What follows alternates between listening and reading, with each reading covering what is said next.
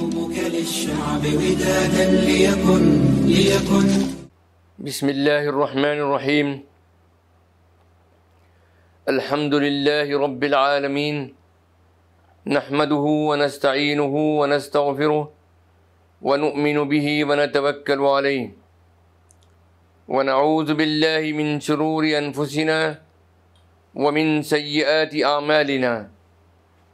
من يهده الله فلا مضل له ومن يضلله فلا هادي له، ونشهد أن لا إله إلا الله وحده لا شريك له، ونشهد أن سيدنا ونبينا وحبيبنا ومولانا محمدا عبده ورسوله،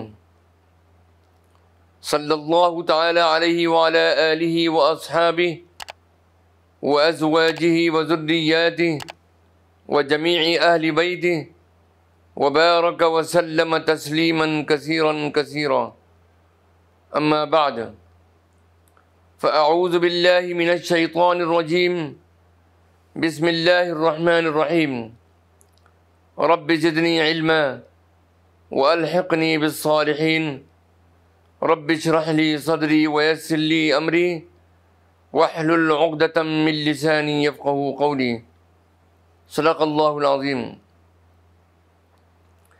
اللهم إني أسألك بأنك أنت الله لا إله إلا أنت الأحد الصمد الذي لم يلد ولم يولد ولم يكن له كفوا أحد.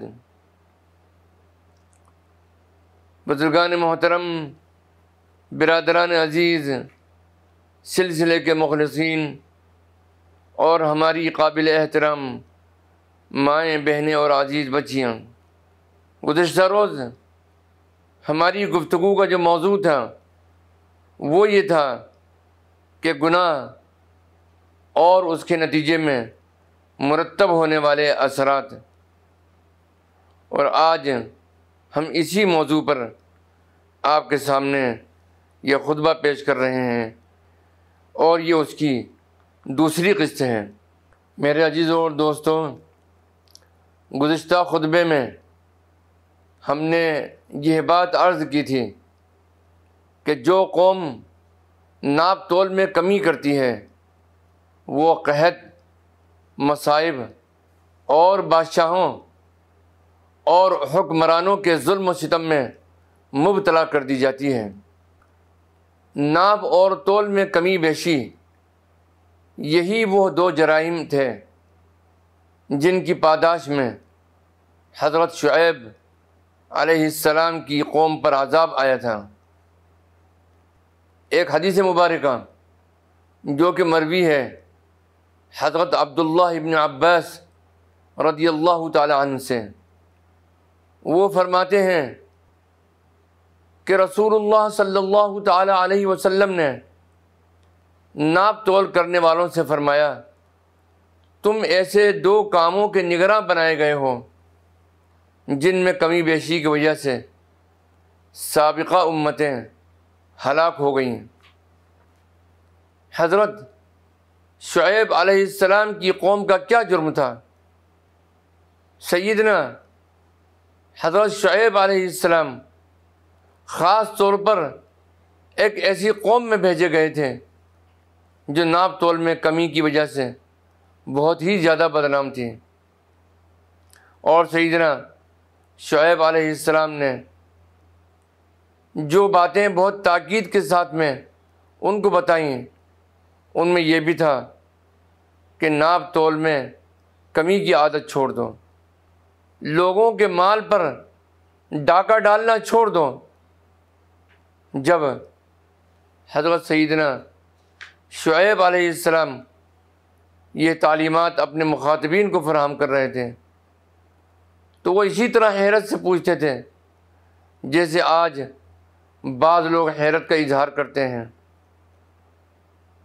کہ مذہب کا معاشیات سے کیا تعلق ہے،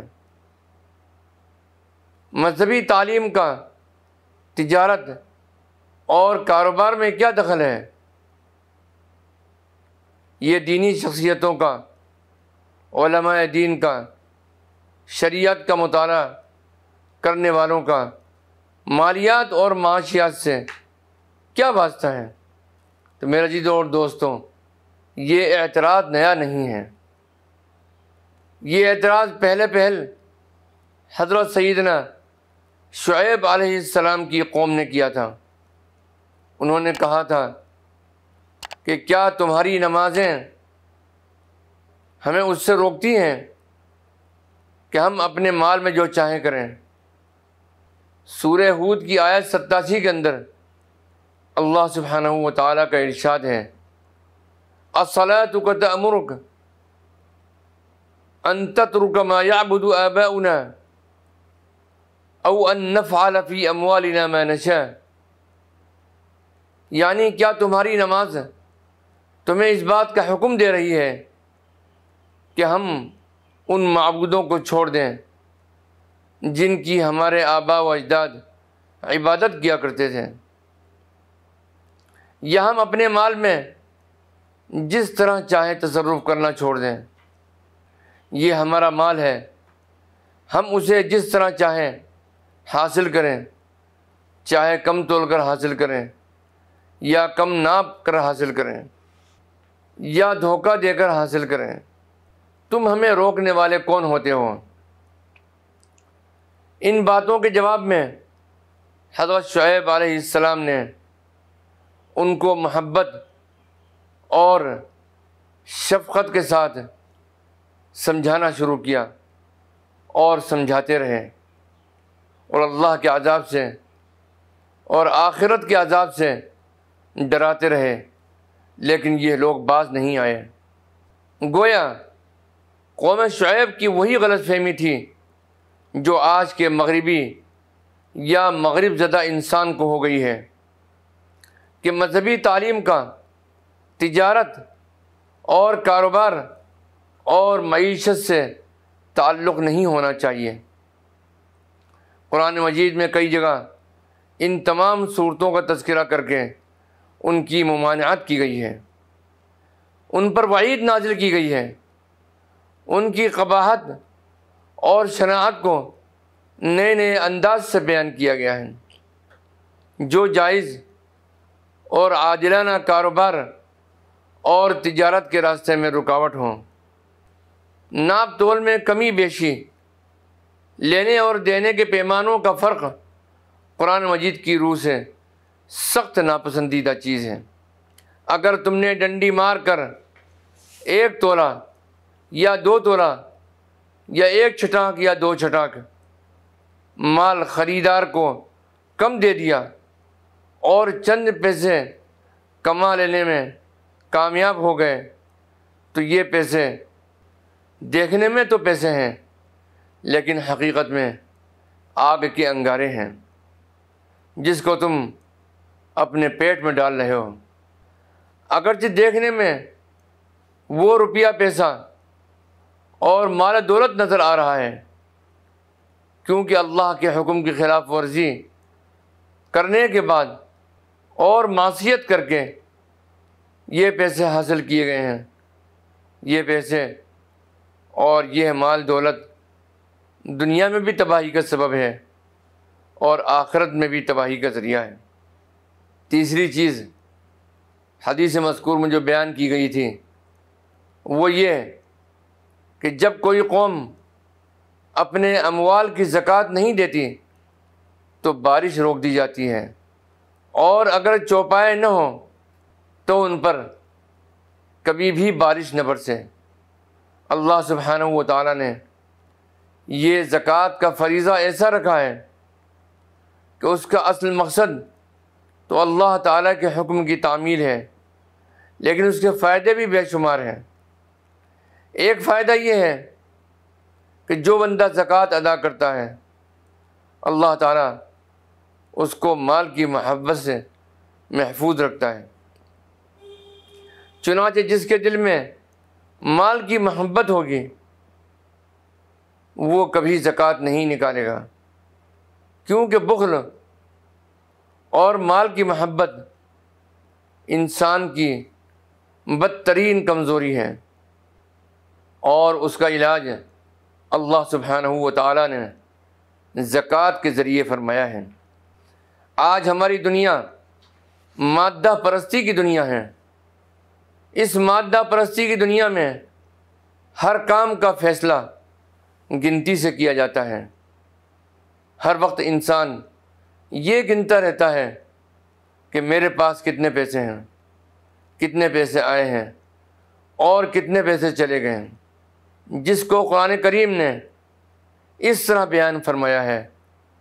اللہ سبحانہ و تعالی سورہ ہمزہ کی آیت نمبر 1 میں ارشاد فرماتے ہیں، وَيْلٌ لِكُلِّ ہُمَزَةٍ لُمَزَةٍ، بڑی خرابی ہے ہر اس شخص کے لیے جو لوگوں کے عیب چنتا رہتا ہے اور طعنے دیتا رہتا ہے۔ الذی جمع مالا معددا، دوسری آیت میں ارشاد گرامی ہے، جو مال جمع کرتا رہا اور اس کو گنتا رہا، جس نے اپنی زندگی اور زندگی کی ساری جد و جہد مال کمانے اور اس کا حساب رکھنے میں برباد کر دی، وہ یہی سوچ سوچ کر خوش ہوتا رہا کہ اس مہینے میں میرے اکاؤنٹس میں اتنے فیصد اضافہ ہو گیا اور پچھلے سال کے مقابلے میں اس سال میرے اثاثے جات اس قدر بڑھ گئے ہیں۔ یحسب ان مالہ اخلدا، اللہ سبحانہ و تعالی ارشاد فرماتے ہیں، وہ سمجھتا ہے کہ اس کا مال اسے ہمیشہ باقی رکھے گا۔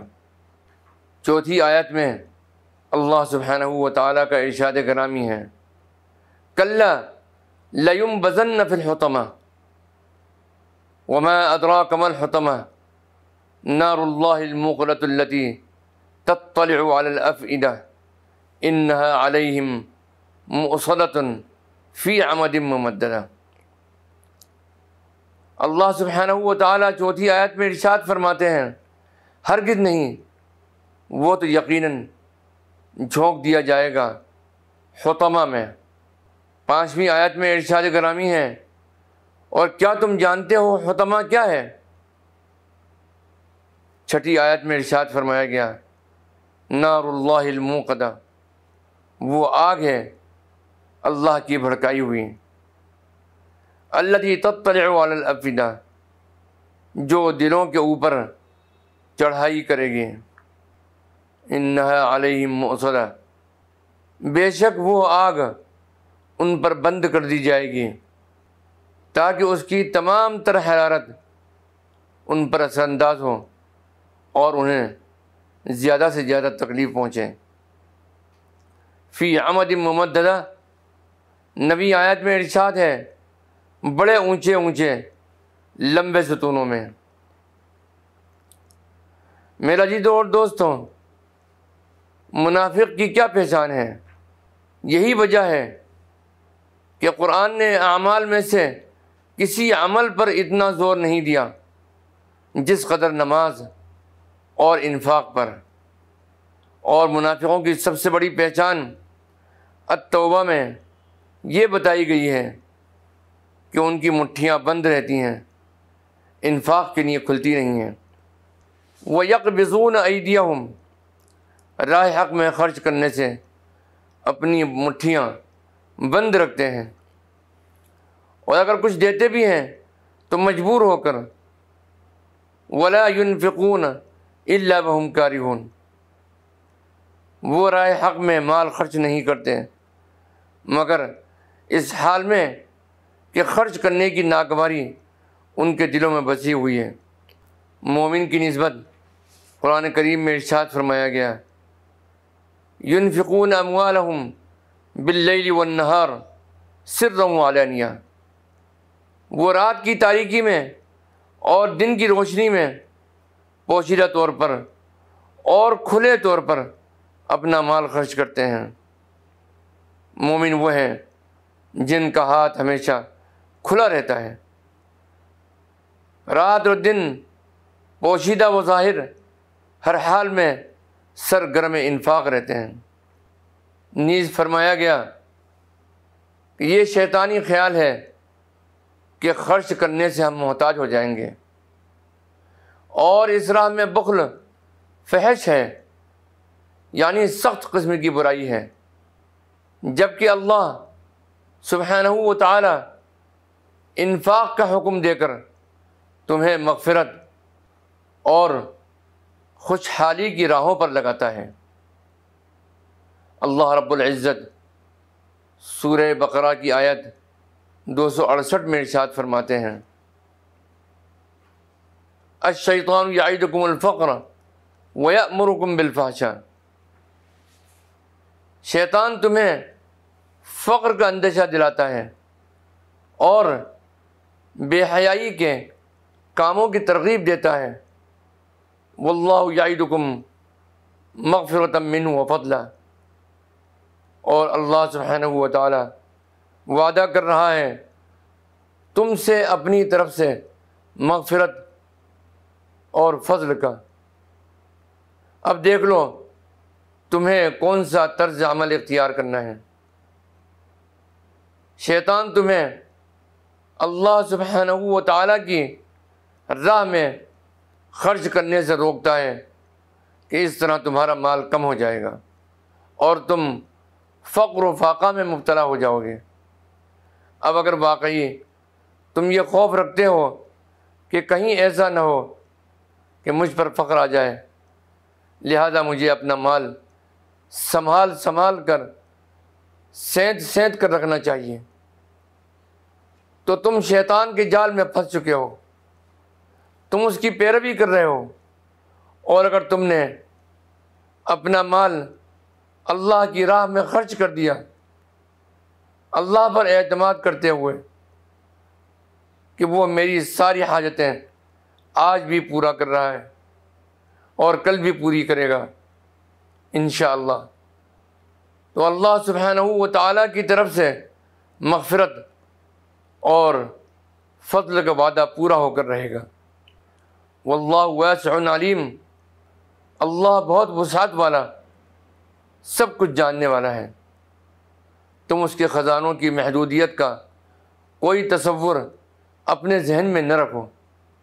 آیت 269 میں ارشاد باری تعالیٰ ہے، یؤتی الحکمت من یشاء، جس کو چاہتا ہے حکمت عطا کرتا ہے۔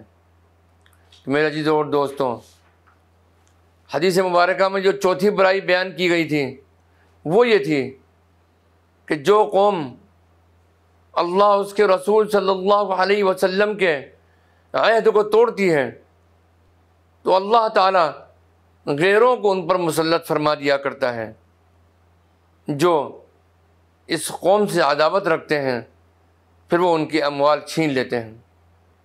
میرے عزیزوں اور دوستوں، دین نام ہے اللہ تعالیٰ کی حاکمیت اعلیٰ کو تسلیم کرنے اور اس کے پیارے رسول صلی اللہ تعالیٰ علیہ وسلم کی لائی ہوئی شریعت پر عمل کرنے کا۔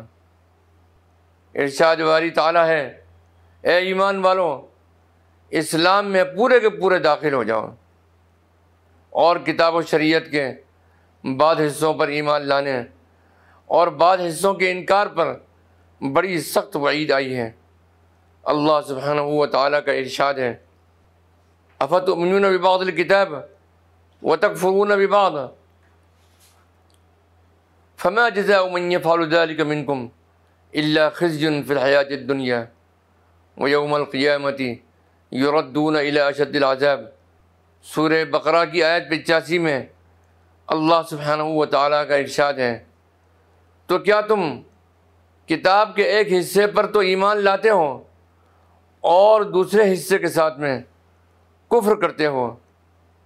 پھر تم میں سے جو لوگ ایسا کریں ان کی سزا اس کے سوا کیا ہے کہ دنیا کی زندگی میں ذلیل و خوار ہو کر رہیں اور آخرت میں شدید ترین عذاب کی طرف پھیر دیے جائیں۔ تو پہلا راستہ یہ ہے کہ اس غلط نظریے سے تائب ہو کر سیدھے خود اللہ سبحانہ و تعالیٰ اور اس کے رسول صلی اللہ تعالیٰ علیہ وسلم کی اطاعت میں دے دیں، جیسا کہ قرآن ہر مومن مرد اور عورت سے مطالبہ کرتا ہے۔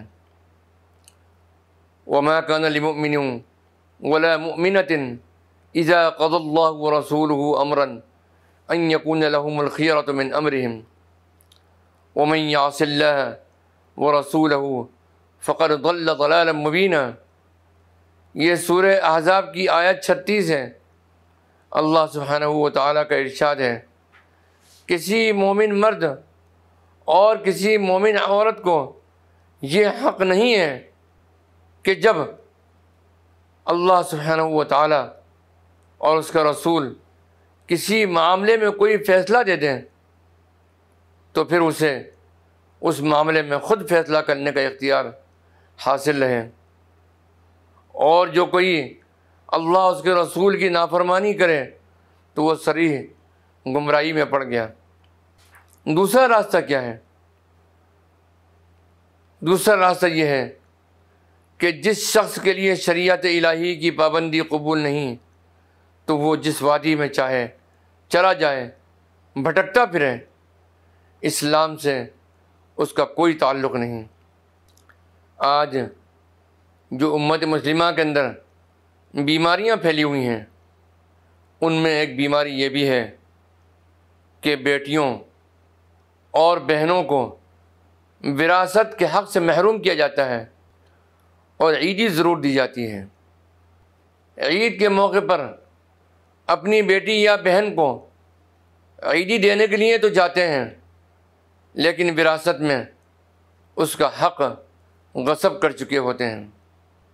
یاد رکھیے، ان کے مکان یا جائیداد میں بیٹے کے ساتھ بیٹی کا بھی حصہ ہے، اور بیٹی کو اس کے حق سے محروم کرنے والوں کو اس مظلوم بچی کی آہ سے ڈرنا چاہیے۔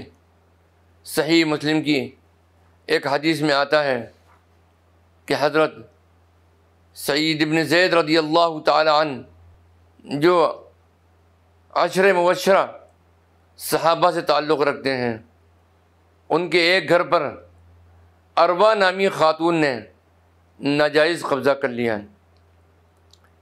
حضرت سعید بن زید رضی اللہ تعالی عنہ فرمانے لگے، اے خاتون، میں تیرے ساتھ جھگڑا نہیں کروں گا، لیکن آپ صلی اللہ تعالی علیہ وسلم کا ایک فرمان میں تم کو سنائی دیتا ہوں، اور یہ صحیح مسلم کی روایت ہے کہ حضرت سعید بن زید رضی اللہ تعالی عنہ سے کہ اروا نامی ایک عورت نے ان سے گھر کے بعض حصے کے بارے میں جھگڑا کیا، تو انہوں نے کہا اسے چھوڑ دو اور زمین اسے دے دو، کیونکہ میں نے رسول اللہ صلی اللہ تعالی علیہ وسلم سے سنا ہے، آپ صلی اللہ علیہ وسلم نے فرمایا، جس نے اپنے حق کے بغیر ایک بارش بھی زمین لی تو اللہ تعالیٰ قیامت کے دن اسے 7 زمینوں کا طوق ڈالیں گے۔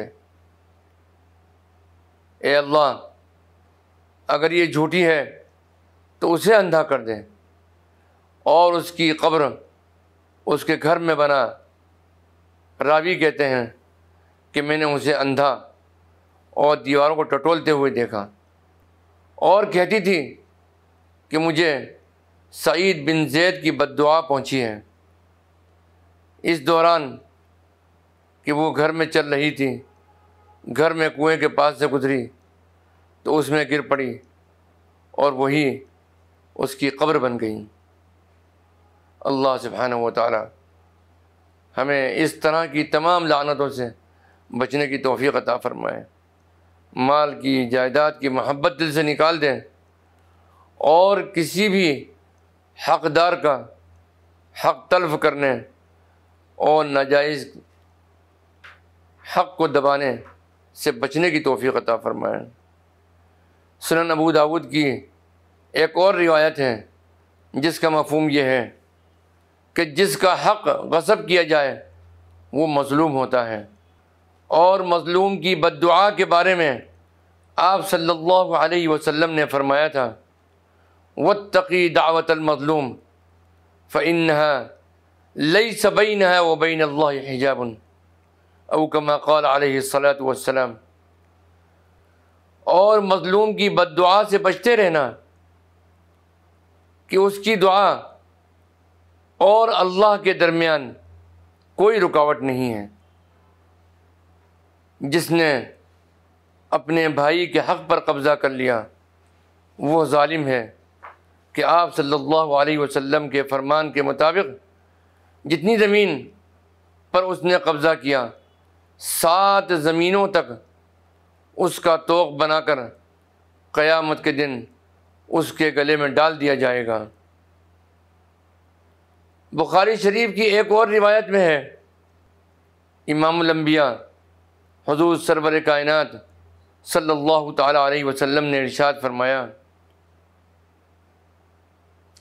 جس شخص نے ناحق کسی زمین کا تھوڑا سا حصہ بھی لے لیا تو قیامت کے دن اسے 7 زمینوں تک دھنسایا جائے گا۔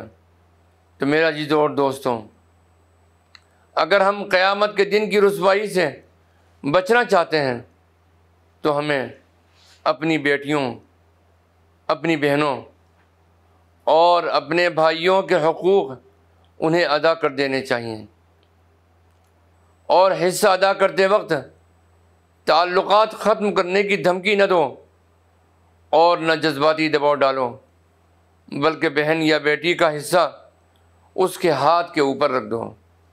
وآخر دعوانا ان الحمد للہ رب العالمین والصلاة والسلام علی النبی الکریم، والسلام علیکم ورحمۃ اللہ وبرکاتہ۔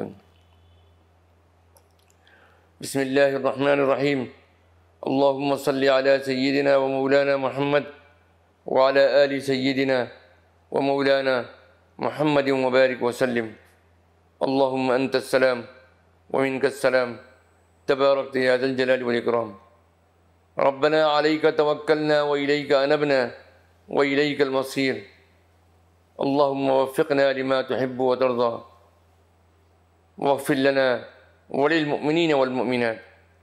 اللہم ارزقنا حب نبیک وحبیبک محمد صلی اللہ علیہ وسلم، وارزقنا شفاعتہ واتباعہ ولقاءہ۔ اللہم بک اصبحنا وبک امسینا وبک نحیا وبک نموت والیک النشور۔ ربنا تقبل منا انک انت السمیع العلیم وتب علینا انک انت التواب الرحیم، وصلی اللہ تعالی علی خیر خلقہ سیدنا محمد وعلی آلہ واصحابہ اجمعین برحمتک یا ارحم الراحمین۔